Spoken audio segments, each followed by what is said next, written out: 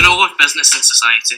A business not only serves to maximise profits, but also plays an important role in society as an entity, from providing adequate products and services to meeting the needs of customers and considering economic and environmental issues which impact upon practice.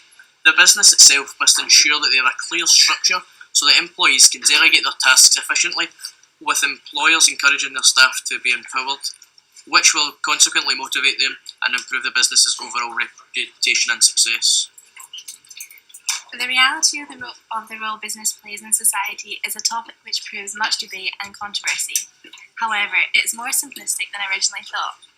The ultimate role of business in society is to create wealth whilst meeting the demands of customers. This relates back to the condition of well-being and the things that make life worth living. Generally, the primary purpose of any business has always been to build and maintain the condition of well-being. It has remained central that a business strives for success and competitive advantage throughout the years, despite society's differing views. Business is talked about and referred to as if it is a community of people largely motivated by greed and fear.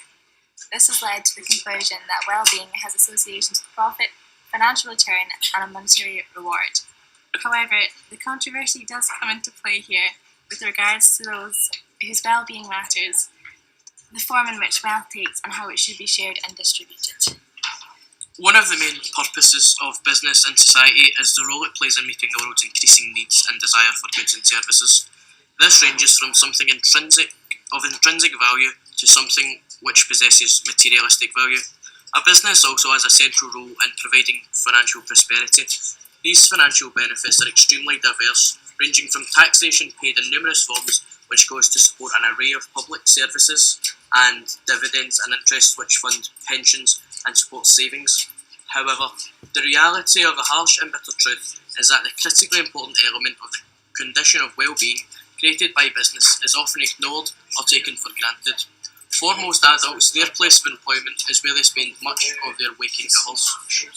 For many, a business provides a sense of community, a place of congregation, safety, and familiarity. The basic human need for business has highlighted that it is an outlet. This is critical to the dynamic of Western society, in which positions of privilege have allowed the overcoming of obstacles and challenges.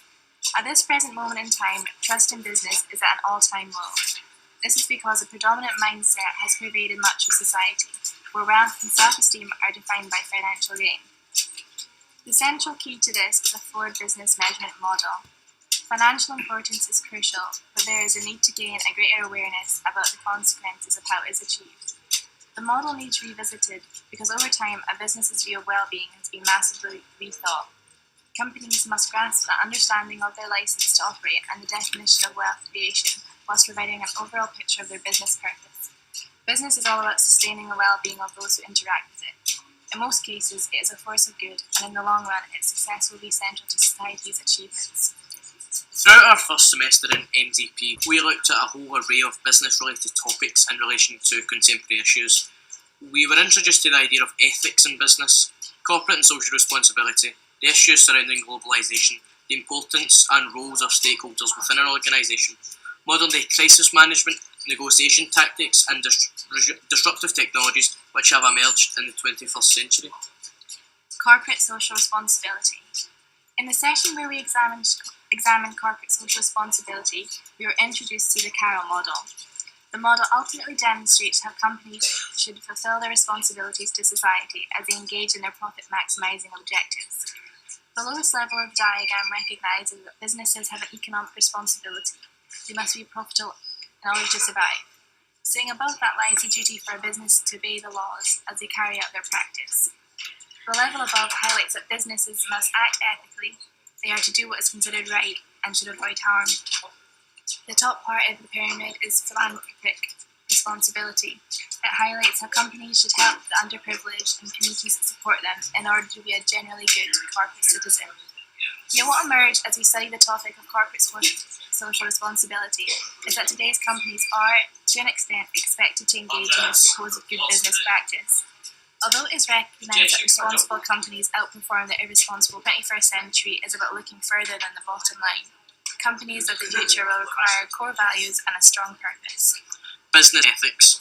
Business ethics, or doing the right thing, can be applied to different situations within a business. From employer to employee relations, the relationship between the company and the natural and cultural environment.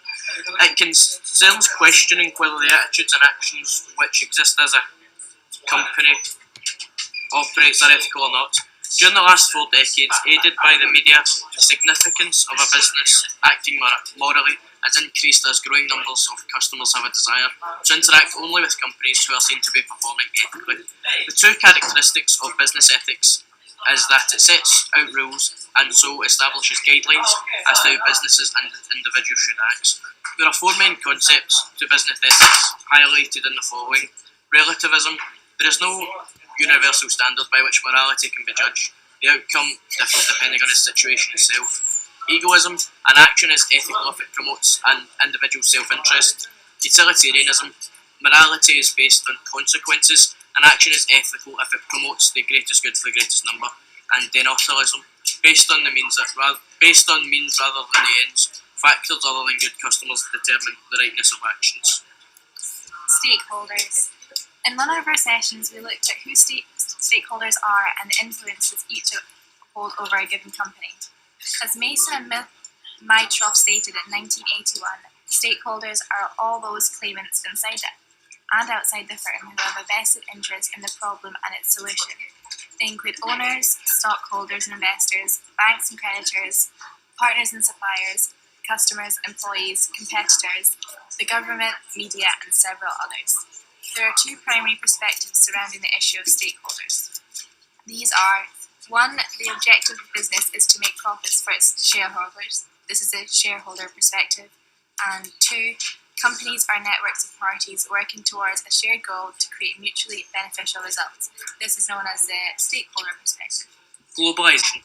Globalisation can be defined as a system by which people, governments and companies of different nations interact and integrate with one another, with this process being driven by international trade and investment and accelerated by information technology.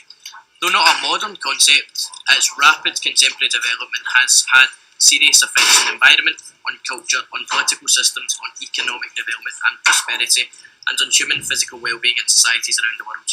Although it is highly contested a topic, globalisation's impact on modern business and society has been of integral importance to economies around the world.